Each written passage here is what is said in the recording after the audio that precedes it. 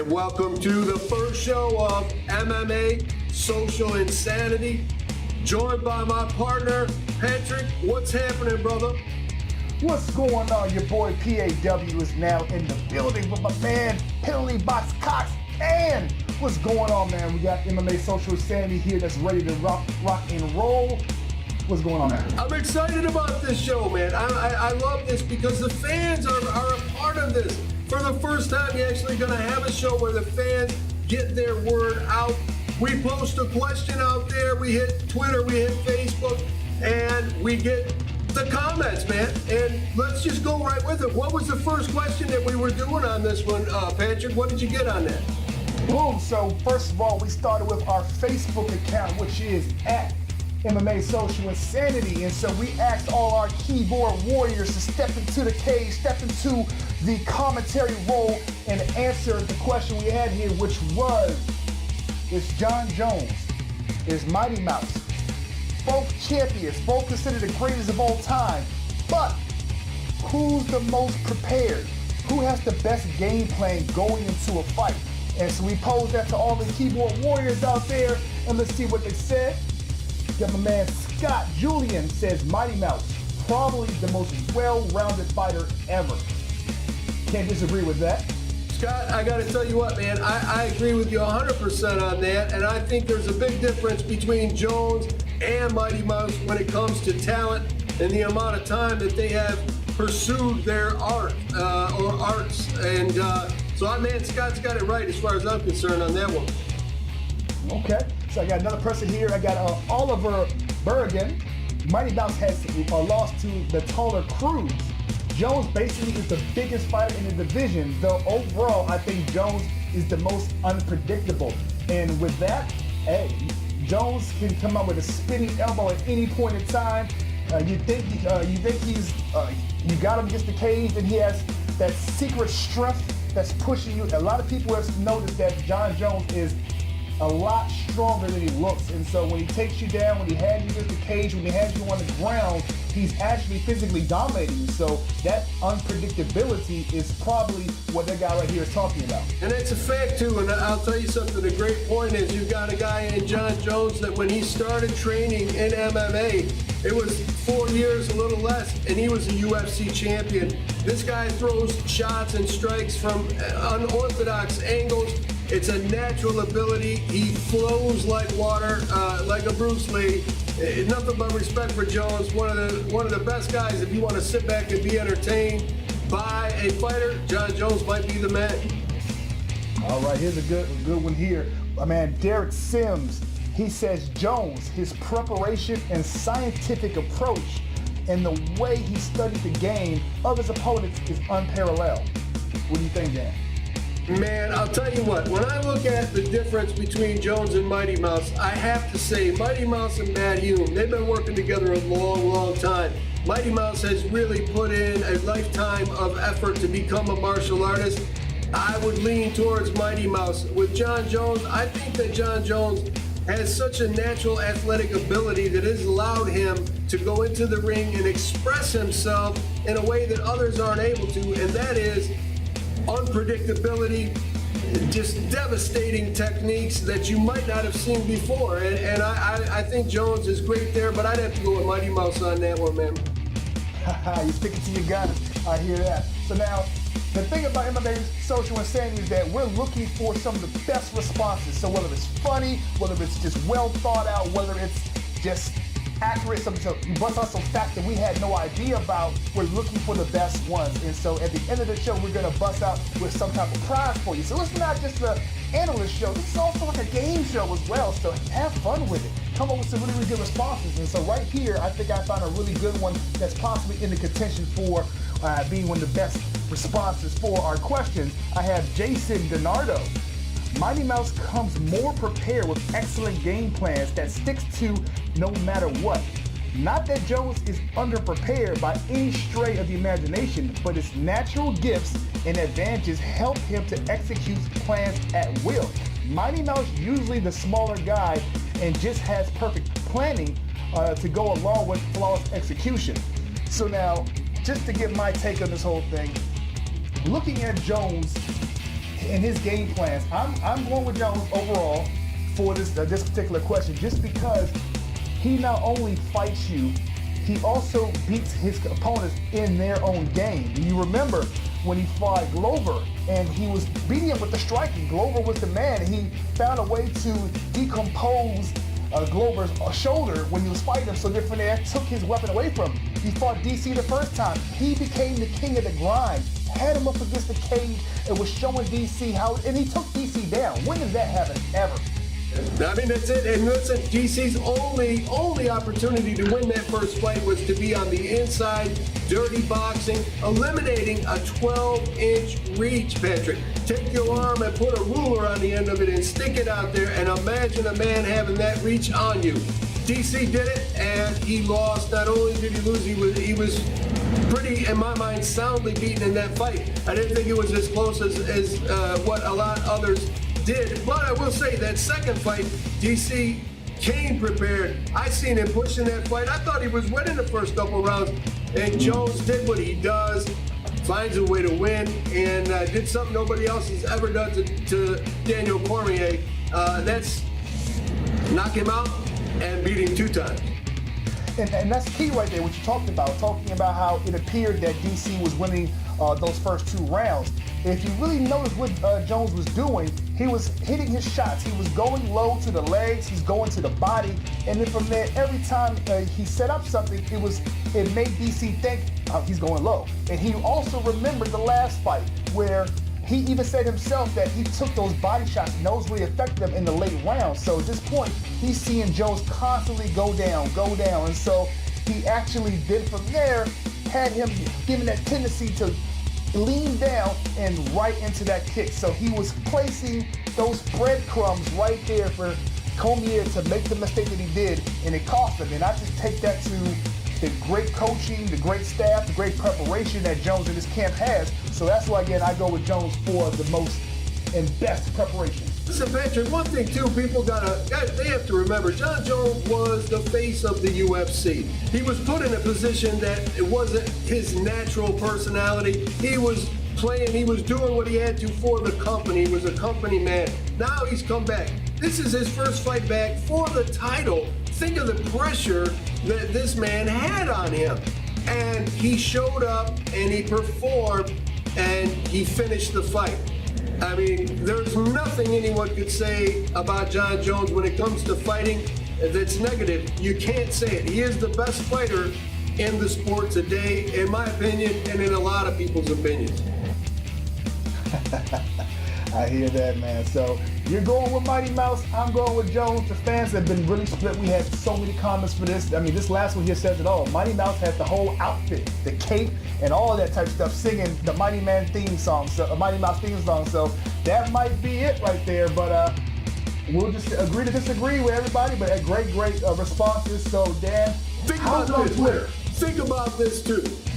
If Mighty Mouse weighed 155, 170, 185, we would be talking Mighty Mouse every day, all day. He would sell.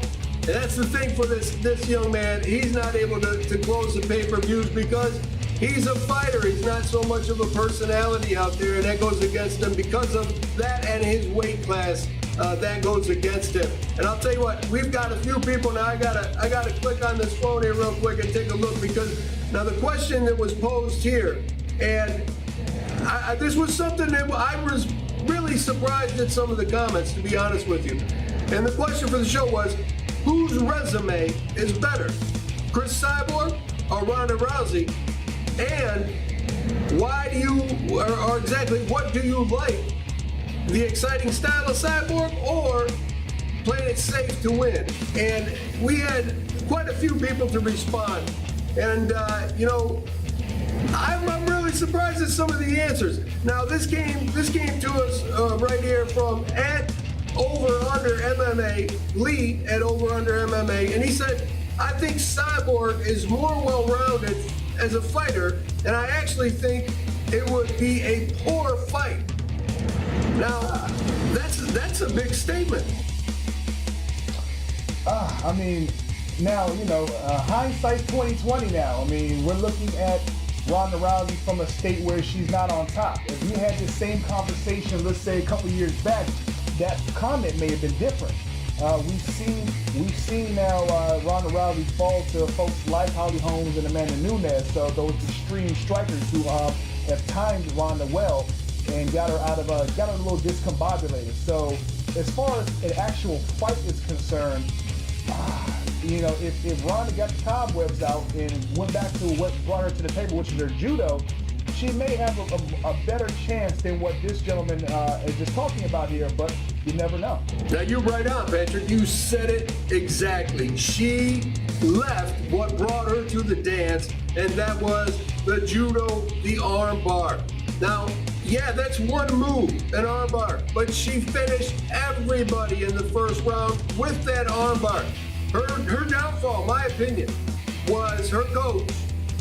And the second that Edmond got her to believe she was a striker, the worst thing happened to her was the knockout Mexico had because she believed it, and then she was exposed by Holly Holm. She got into a fight with Nunes that she shouldn't have been in as a comeback fight after being knocked out that way, and she was overwhelmed really quickly. I think mentally it took her to a bad place. But I will agree with you. A couple of years ago, we had guys like Joe Rogan saying she was the best female fighter in the history of the world. That's incredible. What kind of statement is that? You're setting her up. That's terrible. And he also said that the resume has to go to Ronda Rousey. Right place, right time, good marketing, more competitive weight classes. And what a statement. I've got to tell it. Lee, that's exactly it, brother. That's exactly it. Ronda Rousey does have the resume. We go right back to what she did in judo. All the way to the sport of bringing women's MMA on the main stage. Man, I agree with that. The resume does go to Rousey. Yeah.